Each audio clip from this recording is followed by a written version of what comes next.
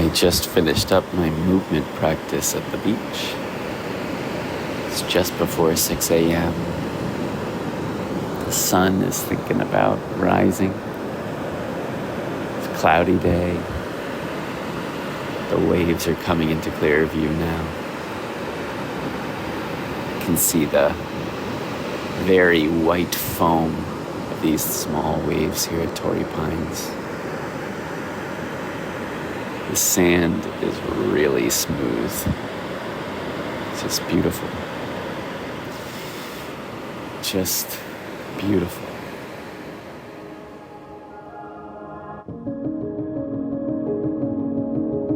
So a little while ago, Vanna and I decided to change up our weekday routine.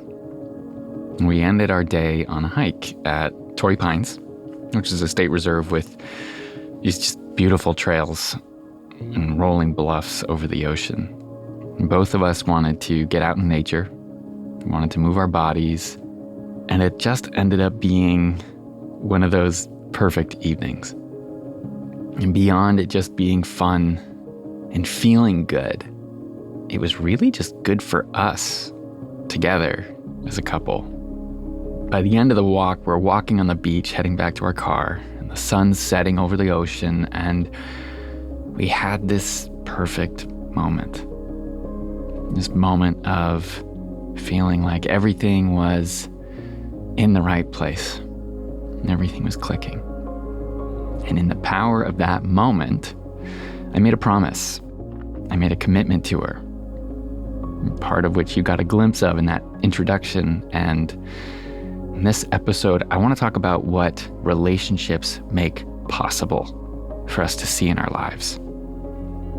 I want to talk about how our relationships have the capacity to show us what we're capable of, and how those kinds of powerful moments, those moments of deep connection, of really being in your love, can create cascades of goodness in your life when you actually invite it in, when you invite it in a way that genuinely works for you. And by the end of this episode, I want to invite you, maybe challenge you, to do this for yourself in your own relationship too. Stay with me. This is Reclaiming the Gentle Man. I'm Dave Lashansky.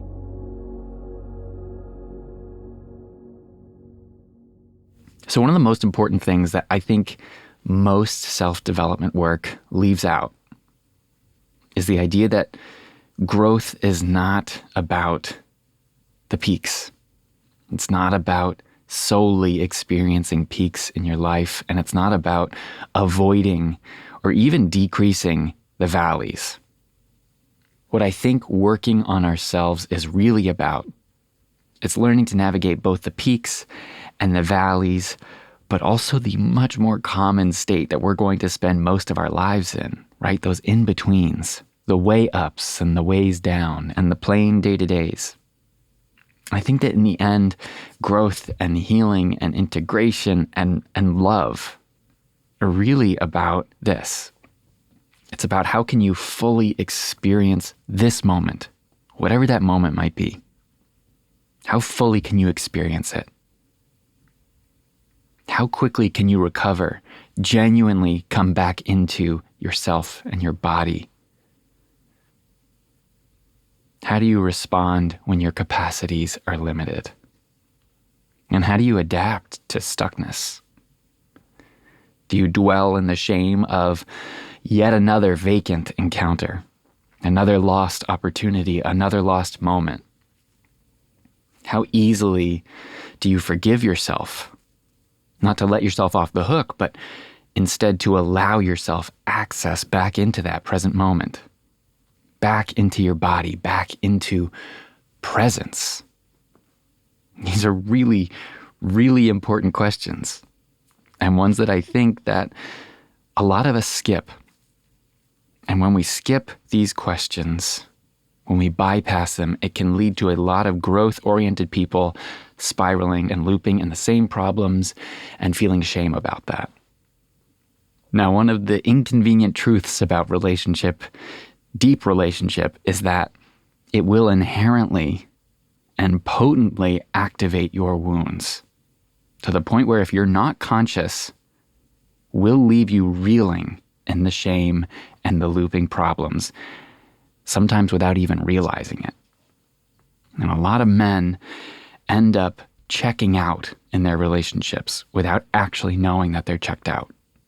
And they do this by leaving the thinking, the directing, the choosing, the leading, and directing of their shared life with someone else to that person, because it feels safer. It's safer than making the choice that's going to be activating or disappointing, making the choice that might end up being a mistake later. It's safer than engaging with the wounds and the fear that get brought up by making those choices, making those mistakes.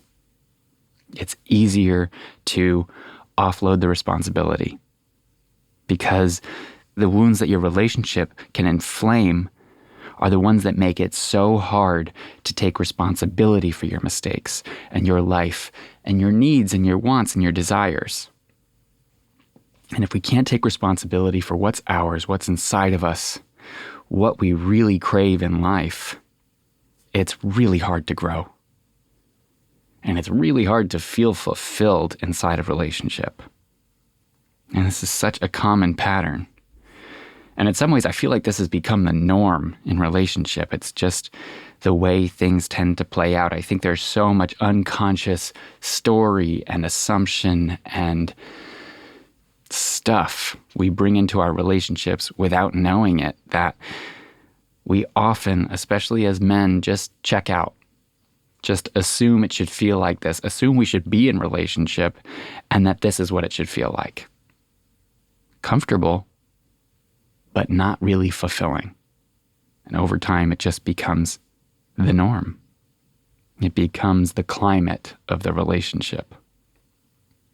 And while my program, Reclaiming the Gentle Man, is all about helping men do this work to really wake up to those patterns and how to unravel them and how to take charge and lead and direct them for yourself in your own life, the reason I'm bringing all of this up in this episode is that I think there's also this mirror image of the ways our relationships magnify our wounds.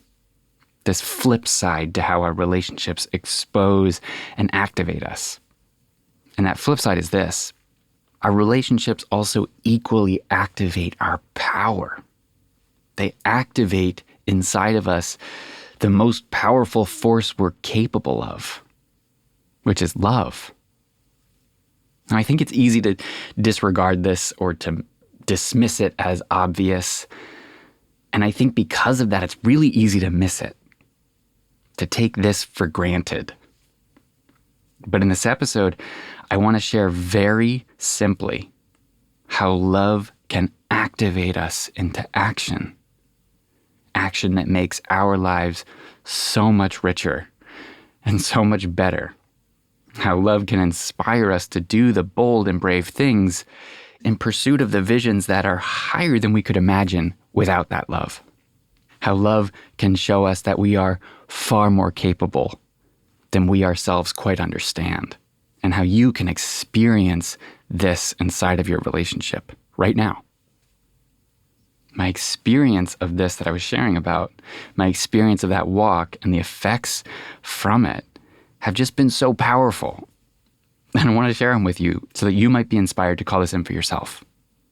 And I want to invite you to do this, especially if you're in a moment of your relationship when you're feeling some sense of sameness, of monotony, or even some sense of struggle. Every long-term relationship is going to have seasons that mirror our lives, right? The peaks and the valleys and the in-betweens. And I think a lot of people think that the secret to a successful long-term relationship is about maximizing the peaks, redirecting from the valleys, the bad times really quickly, and shifting out of that discomfort easily. And while I certainly share this tendency to want to shift out of the grief or the anger, the struggles, I will say that the best moments of my relationship, the most amazing things I've ever experienced in relationship happen when I practice simply slowing down. When we slow down together to be in an experience together. Good, bad, or neutral. And I think the real secret to a great relationship is presence. It's experiencing the moment together, regardless of what is inside that moment. So in that beautiful hike that Vana and I took, in that moment of experiencing the moment, the one that happened to be a beautiful one together, what happened was that I decided to plant a seed in that moment. Something clicked for me in that moment, and I just made this connection that so much of what I'm building in my business and my life is for us to together realize our dreams. And one of the ways for us to realize our dreams is for me to challenge myself, to step into a better version of me. Even though I'm doing so much already, even though I feel like I could justify the way that I spend every moment of my day, there's more. I want more for myself, and I want more for both of us. And recognizing that I had the power to make that choice and to commit to that in that moment gives me shivers just talking about it. Because before that moment, if you'd asked me, I would say that I was doing everything I could. I was doing the best that I could. And that moment of deep connection next to the ocean as the sun was setting, looking into the eyes of the woman that I loved, I realized that there's so much more power available to me. That is the power of love. It is indescribably beautiful. And when we fully embrace that power, when we engage with that power, and we decide in that moment to lean in, to lean forward, to commit, this is how love becomes an activation of our most potent power. It gives us access to a tangible why. Why we want to be better. Why we want to grow. Because while I want to make an impact on the world, this desire becomes amplified when I recognize that it's also in service of the woman that I love. It's in service of our relationship. We want to provide for our children. We want to bring more peace and acceptance, education, and connection into our community. Love is an activation of our most potent power because it gives us a tangible why, a rooting, a reason. Because the success that I want for myself becomes amplified when I want it for both of us, for our families, for our communities. This is the power of love. It enhances our will to try hard. It makes it possible to get up again and again when we fail. It makes us capable of pushing ourselves beyond what we think we're capable of. And for me, what that looked like was in that moment, I promised that I'd make a practice of connecting with the ocean every single day. I would connect with that frequency we were experiencing in that moment every single day and make a prayer out of it. Make a prayer out of connecting with nature. That I would move my body in a way that it was craving, that I was needing, but that I only knew at the peripheries of my consciousness. I was aware that I was spending time sitting on Zoom calls and sitting on my computer for hours a day, aware that I needed this connection to nature to come back to myself. And so I made the promise in that moment. I made the commitment to give myself the medicine I needed. And I made that commitment in a way that she could see, that she could measure, that she would know if I was following up on. And so every day now, since then, I have gone to the ocean and I have moved my body and I have prayed and I have connected with nature and come into myself so powerfully in this way that allows me to access so much more of the vision that we were creating on that walk together. The vision that we have been tending to on the altar of our relationship. The vision for our future that excites us both and that motivates us to do hard things in life. To make a podcast every week, to accelerate in our businesses, to educate ourselves, to grow together, to ask the hard questions, to call each other higher, and to step into the version of ourselves that are capable of more than we know, This practice of going to the ocean early in the morning has left me more motivated and more clear and more inspired. And yes, more in love than ever before. And not just with her, with my life, with what I'm building, and most importantly, with the moment. It is genuinely wonderful to commit to something that is good for you and to follow through. I was able to do that because on that day we decided to change up our routine and to connect with intention. And this is what I want to invite you into today. And this is what this episode is really all about. When you've been in a relationship for a long time, you start to develop routines that fit neatly into your life. And these are part of the gold of relationships. I'm not trying to dismiss that. Have your shows, your habits, your ways together, and break them with intention once in a while. Go for that walk together. Explore that other side of town that you haven't seen yet. Get lost together. And allow yourself to be swept away by that moment. And when you start to feel that, when you turn to them and you feel into the depth of your souls meeting anew, decide what you're going to do. Decide what they can witness and measure and watch that you will do that will bring you into a better version of yourself. What are the practices that your mind and your heart both agree will make you a better you? What is it that you're willing to offer to the altar of your relationship as a way of saying, I love you with your actions? What's the way that you can show up for yourself that nourishes your relationship and plants the seeds for that future that you want to commit to making? Decide what the offering you are making with your life is, and decide what you need to do that better, to fulfill that offering. And make it. Make the offering. Allow your relationship to call you into alignment with your joy and your presence, and allow your relationship, that connection, that moment of presence, to be the accelerant of your why. And see what happens. Because for me, over the years, making these offerings, making these promises, making commitments that I can follow through on, has given me a way to hear what is needed of me. What is next for me? What's the next right step? And that offers me more peace, and it offers me more access and more growth than I've known previously every single time. And it gives me a glimpse into what's possible beyond this dream. What's the next dream? And yes, I could have done all of this on my own. I could choose to do these practices. I could choose to make these commitments to myself without my relationship. Absolutely.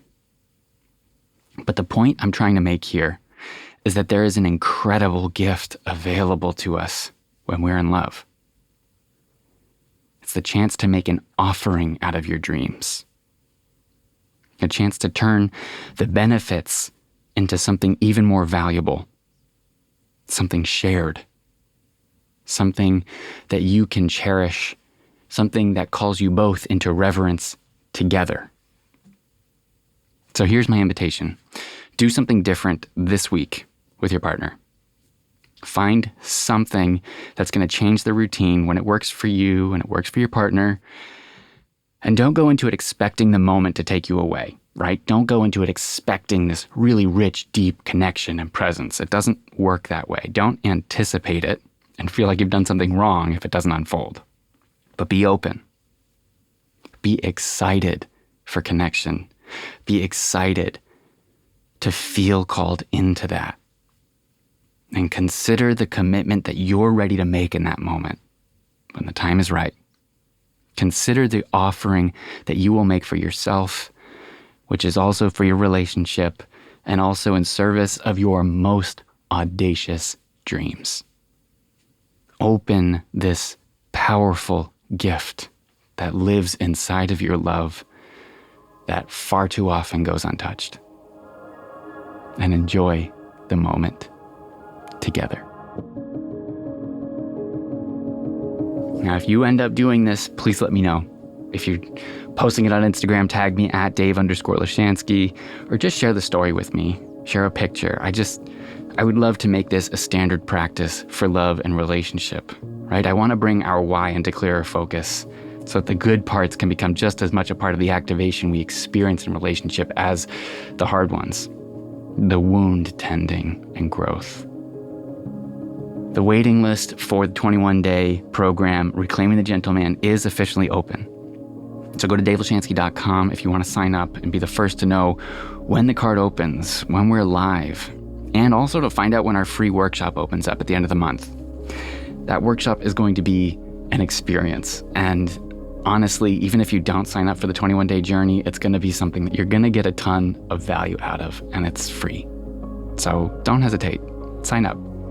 davelashansky.com. And I know I've talked about it a lot on the podcast, but I'm just so excited to bring this next offering into the world. It's going to be great.